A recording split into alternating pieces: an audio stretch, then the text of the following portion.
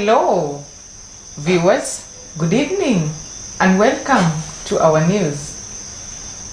I am your host, ELVIS, that is my sign name. The interpreter doing the voicing is Anwairimu. Let us focus on our news at this hour. On to our first news item. The disability community in Kenya is mourning the death of nominated MCA Godliver Omondi, a tireless advocate for the rights of persons with disabilities. While confirming her death, Kakamega Deputy Governor Ayub Saluva said that the MCA died at Aga Khan Hospital, Kisumu, after a short illness. Known for her warm heart and passion for social justice, Omondi made significant strides in promoting the inclusion of persons with disabilities in all spheres of life. In 2013, Omondi introduced a bill in the Senate to create disability regional boards in all counties. This bill was passed into law and it has helped to ensure that the needs of persons with disabilities are addressed at the local level. Where I sit as a legislator, that a few legislators support disability issues. Because you bring a bill, but when it comes to voting, you find that you have stayed there as a legislator with the disability to support their bills, but when they reach you as voting time, everybody disappears. And you find that you have come up with good bills that can help to improve the lives of persons with disabilities, but you cannot get the goodwill from your fellow legislators to pass them into laws. Ask for the implementers of the Constitution that this is a right, it's not a request, that they must implement the Constitution of Kenya as far as Article 54 on the rights of persons with disabilities concerned. And I want to caution that any county that will violate this, I'm ready as a senator to join people with disabilities from that particular county to lobby and even to do demonstration to ask for. On to our next news item. Over 200 Nairobi vendors with disabilities protested against the Nairobi County government on Tuesday, alleging unfavorable working conditions and discriminatory policies. They were blocked by police officers when they tried to submit a petition to the Senate. The vendors, registered by the National Council of Persons with Disabilities and recognized by the City Council since 2013 and 2014, claim to be neglected by the county, especially during dispersals by city askaris. They say their needs are constantly overlooked. The vendors are calling for the Senate to intervene to rectify the issues, claiming that their social and economic rights are under constant threat. They want that continued negligence will lead to further infringement of their social and economic rights. We are here, and these people who are behind me are the hands and the feet. They're the ones who have been strong enough, who have been brave enough, courageous enough, consistent enough to come week in and week out and ask, why are we being thrown out? Why are we being chased away? We have a right to be in the CBD. We have a right to sell our items. We've been given space under the Constitution. Article 54 of our Constitution gives the rights of persons with disabilities very clearly spelled out. And we have our right to be selling just like any other non-disabled person who is here in the street who are selling their goods. And we don't understand why. Why is it that we are being marginalized further as people with disabilities? Already, it's a struggle to live. It's a struggle to work. It's a struggle to find education. It's a struggle to lift ourselves up from the places that we have found ourselves in because of our disability. And here, even in the midst of us holding on to the little hope that we have in the Constitution that have been given provision for us, we are being still frustrated and thrown out of the CBD. So we are asking, why is it? And we're here with the petition to present to the County Assembly, and I, as a senator representing people with disabilities, youth and women, are going to bring these same issues to the floor of the House today. and for the rest of the week until we are heard and an answer is given to us and a response that is favorable to us as persons with disabilities is offered. I just want to give a caution to other counties as well. This is not what's happening in Nairobi. It's happening all around us 47. And we are saying that if it starts here, where the capital is, and the county government takes us seriously here, it will propel and be like a domino effect for all other 47 counties to know the people with disabilities are not going to be pushed around any longer. We are here demanding our space, demanding our rights, and demanding to be heard. From today onwards, we are not going to rest. So let it be a cautionary statement and stand to all of Kenya to say we are here and we're here to say nothing without us, with nothing for us without us. Thank you so much. Nairobi County Government as a whole wamekuwa wakituangamiza kama walemavu, wamekuwa wakitutenga.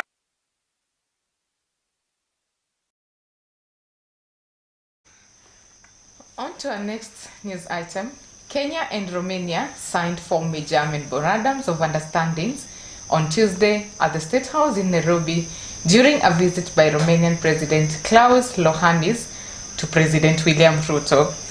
The two heads of state witnessed as the minister signed the agreement. President Ruto said that he and his counterpart had taken note of the long and cordial relationship between Kenya and Romania. The two countries signed agreement to cooperate on environmental protection and safety and agricultural research. The agreements are expected to strengthen bilateral ties between the two countries and promote cooperation in key areas of mutual interest. To the future, in the light of the challenges that exist in our globe, but in the context of tremendous potential and opportunity that exists between us, our two countries, and Africa and Europe. We have taken note of the warm and cordial relations that exist between Kenya and Romania, whose inception in 1968 saw initiation of collaboration in diverse fields. We have in this regard reiterated the imperative to escalate our cooperation across all spheres of mutual interest, including political, social, and cultural and diplomatic domains. During our discussions, we have deliberated on a wide range of subjects across various areas of common interest: trade and investment, environment conservation and climate action, political and diplomatic dialogue, cooperation in ICT, agriculture, and of course, the people-to-people engagement, especially the discussions on peace and security, and the most important component we share of our belief in democracy. Accordingly, our discussion focused on strategies and interventions by which we can enhance trade and investment between our two countries. We've also shared ideas on new opportunities to improve the balance of trade and enhance investment between our two countries, leveraging on the expansive space created by the private sector.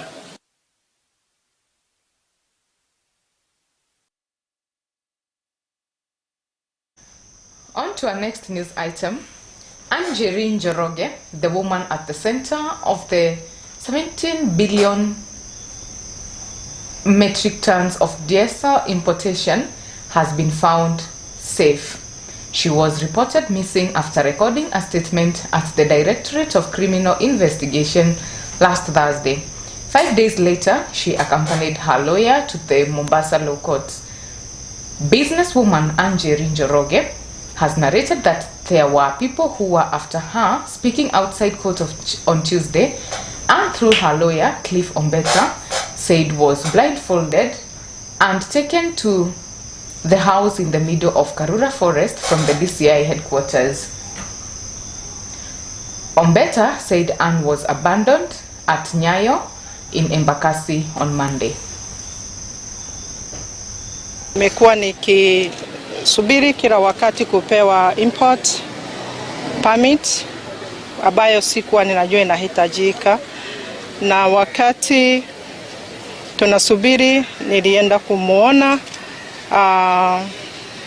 CS Chirichir, na ndio akaniambia mafuta sio yangu tena, mafuta ni ya kampuni inajiita Garana.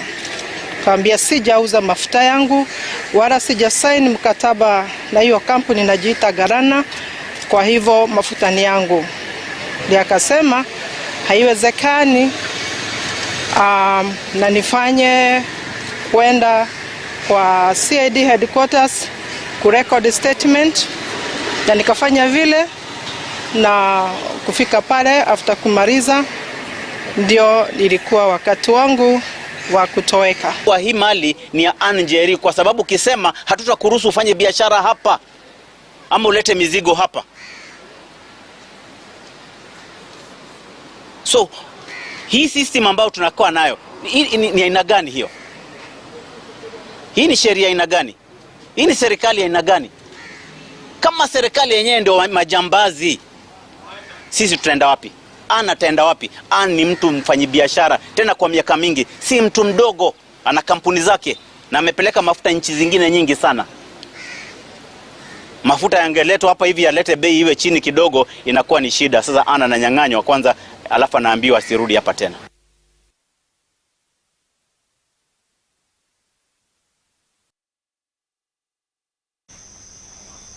On to our next news item.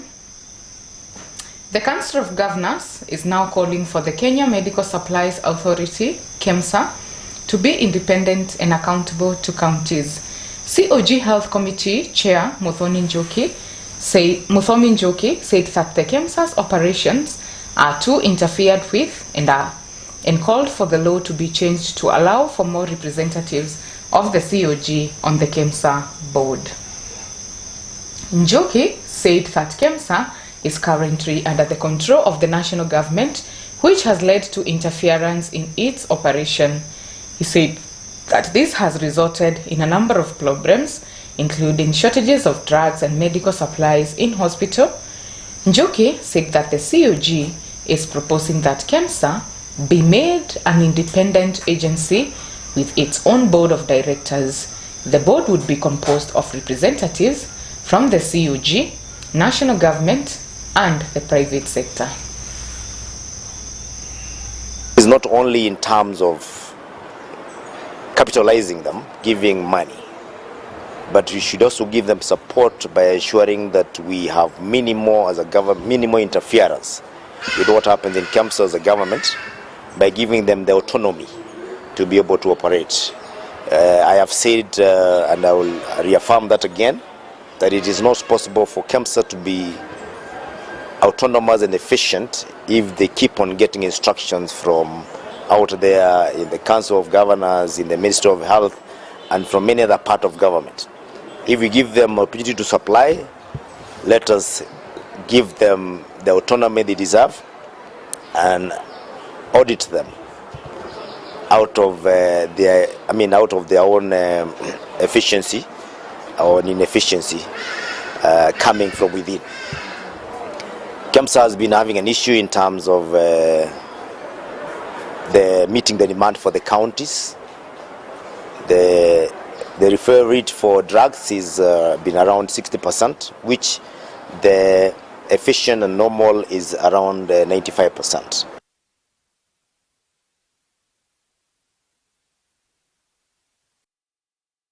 On to our next news item. Clerics from World Mission Outreach Churches in Kenya have slammed the government for failing to address the grievances of citizens and religious leaders over the harsh living conditions. The clergymen are urging President William Ruto and his administration to venerate the church and heed the cries of the people who are increasingly suffering. While speaking in Mwakitau, Mwatale constituency, Taita Taveta County, Dr. Paul Robert, the president of the church under the umbrella, voiced his disappointment that Kenyans are spreading rumors on a daily basis, but the government has been unable to take action against them. The clergymen are now urging the government to take steps to address the people's concerns before it's too late. Fees that is suggested will be charged on people doing a wedding.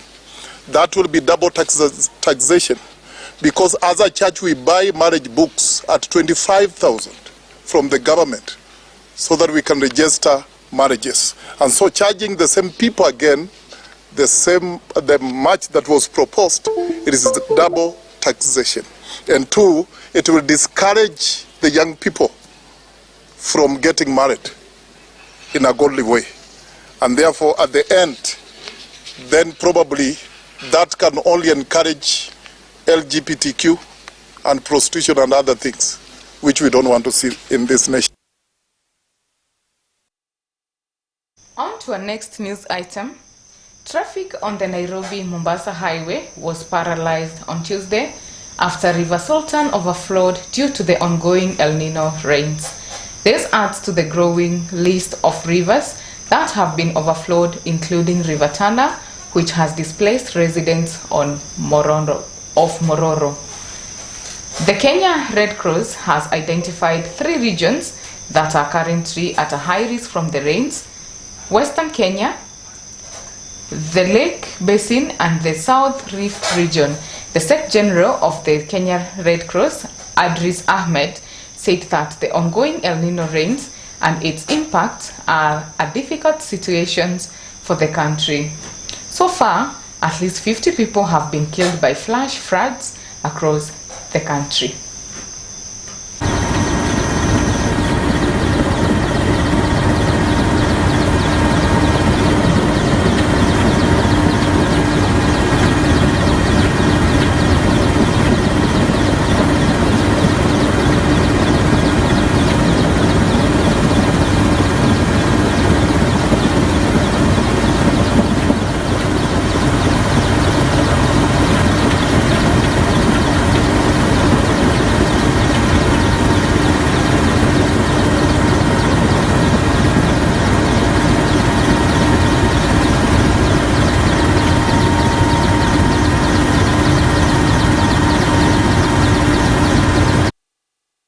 Now we will have a short commercial break, and next we will be having our sports items.